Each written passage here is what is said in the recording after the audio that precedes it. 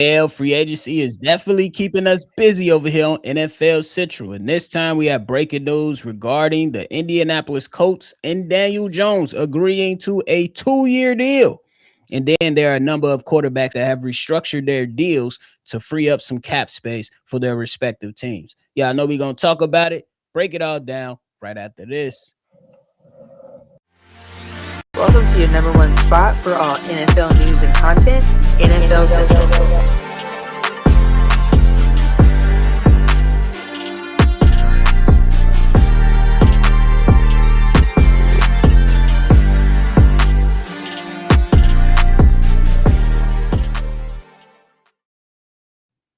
What's going on again, football fans? Welcome back into another episode of NFL Central.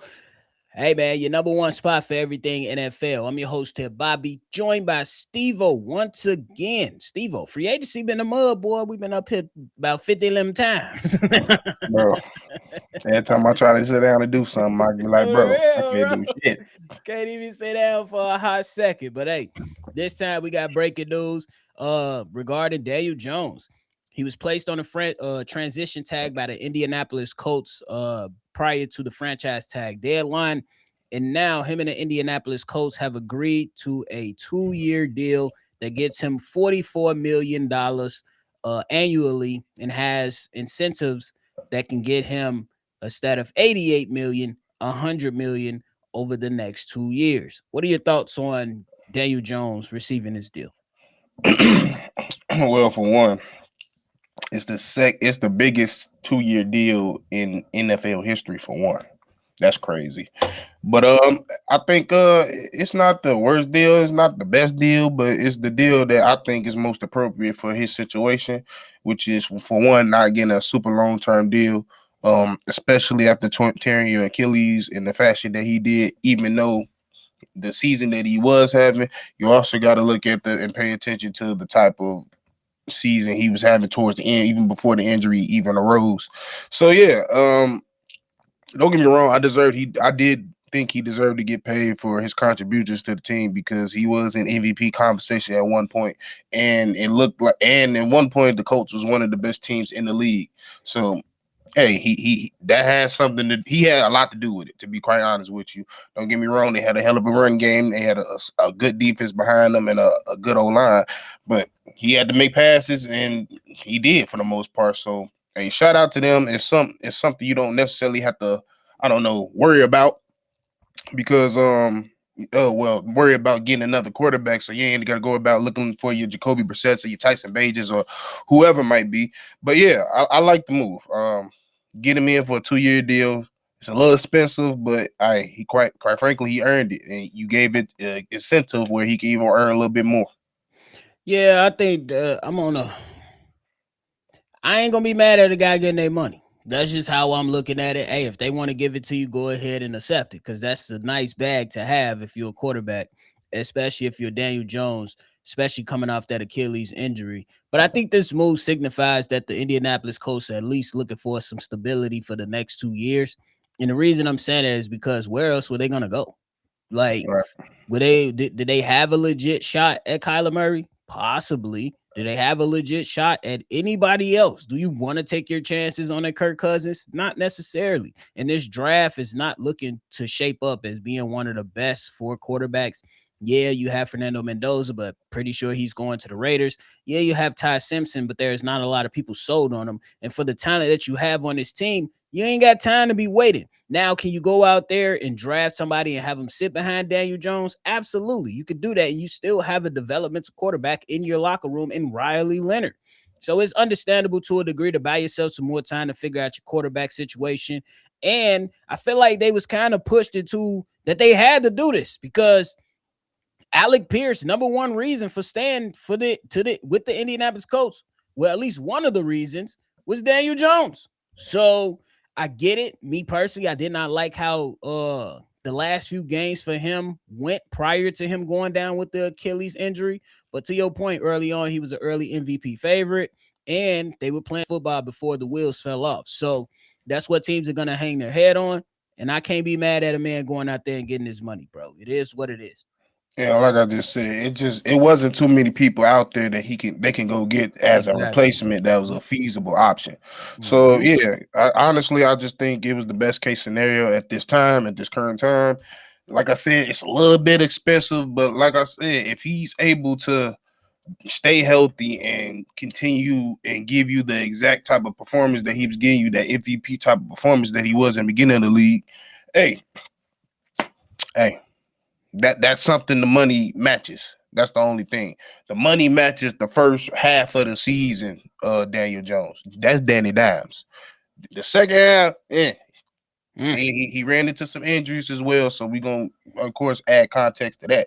But at the end of the day, hey, this was the best case scenario at the quarterback position. So you might as well keep it and then build from that. I agree with that, man, especially considering that next year's draft might be a little bit more QB friendly to teams, and then they can go out there and make some decisions at that time. But I also look at the front office and the head coach. They under the hot seat, in my opinion. That's just an early look into it. Went through Anthony Richardson, you went through Philip Rivers, and you couldn't find any stability. And I think this is a move to signify that they trying to find some type of stability within their locker room, or at least the quarterback position. So we'll see what happens with the season for them. They got a lot of talent. We'll see what happens. Steve-O, we got some restructuring going on around the NFL with some quarterbacks. Jared Goff restructured his contract, freeing up 40 million for Mm-hmm. the Detroit Lions. Lamar Jackson restructured his contract, freeing up 40 million for the Baltimore Ravens. And Josh Allen restructured his contract, opening up roughly 12 million for the Buffalo Bills. What you think about these quarterbacks restructuring these contracts to open up some money for their respective franchises? It's smart. I think you just get. I think everybody learns from the best of them. You sign that initial deal, you like it, and then you know down the line, if you want to continue to win, especially you're in position to win, and you have a good enough team, and you got some space where if you was to make this deal and restructure it, it can add somebody real significant to push you over the hedge.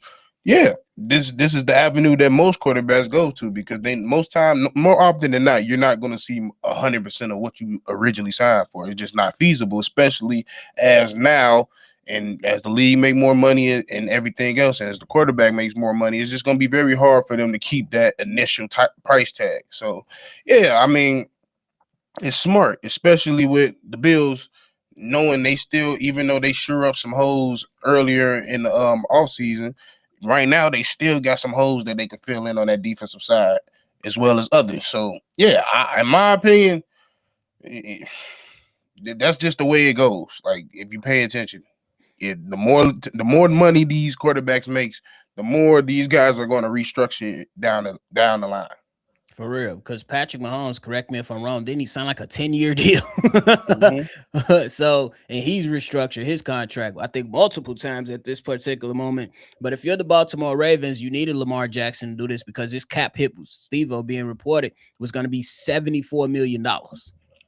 God, now you free up 40 million. And guess what that allows you to do? If you want to go and get jiggy with it, you just signed Trey Hendrickson, 40 million. You can absorb the contract of AJ Brown if you want to do so. Just saying. Howie, we got the 14th overall pick for you. It's a high draft pick. Come on now. Do you Mm-hmm. really come up off of them or not? Let us know.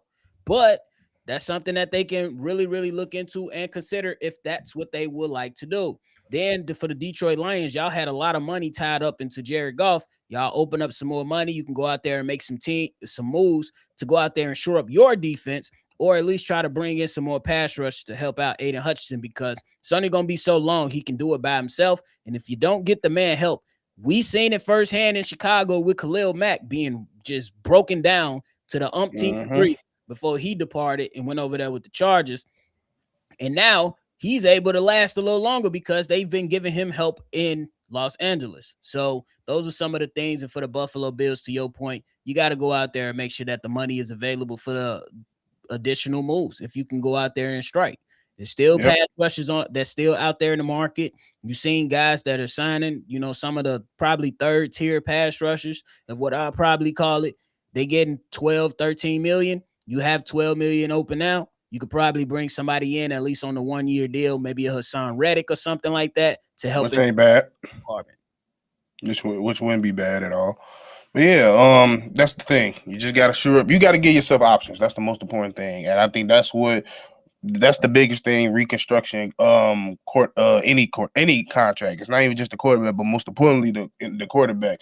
It just gave yourself a chance to add something or someone, just to give you some flexibility, and it's just a smart move on their behalf. And other teams, I'm sure, are going to follow suit. Other quarterbacks are going to follow suit. I'm pretty sure Jalen Hurts is going to follow suit fairly soon. Agree. So it is what it is. Yeah, man. They talking about the damn Restream. They be bullshitting with us sometimes. What? They saying that it didn't. Oh, it changed. I've been fixing it this whole time. Oh, okay. Yeah. Bet. Because I'm like, bro, I know I scheduled this to be changed. That's why, if I've been looking off this half video, I've been sitting here fixing shit. Appreciate that, Awaken Soul. Oh, that's Drip. That's Drip. Appreciate that. Yeah, as soon as he said that, I got to work.